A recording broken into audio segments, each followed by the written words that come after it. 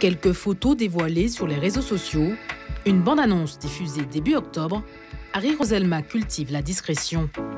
Pour son premier film, le Martiniquais choisit la fiction, une fable contemporaine sur la radicalisation et le communautarisme inspirée par des rencontres lors de ses enquêtes journalistiques, une autopsie de la société française. Plusieurs des personnages, des archétypes qu'il y a dans mon film, je les ai rencontrés séparément.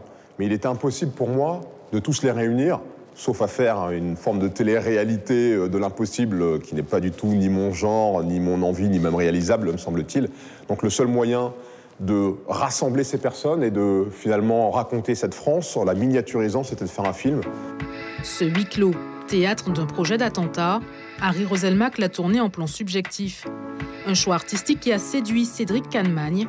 Le Guyanais et son équipe ont développé des effets spéciaux, outils utiles pour provoquer l'empathie des spectateurs. On se met à la place de plein de personnages qui ont des points de vue assez radicaux, quels que soient, qui sont liés à leur histoire aussi, à leur vécu, à leur ego.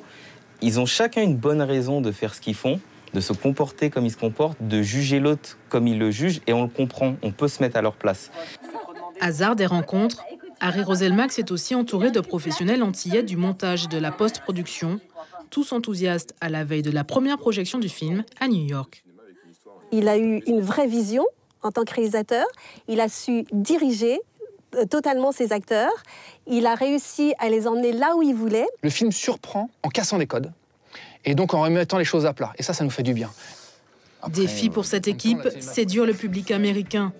En France, ni le CNC ni les diffuseurs n'ont soutenu cette production indépendante d'1 600 000 €.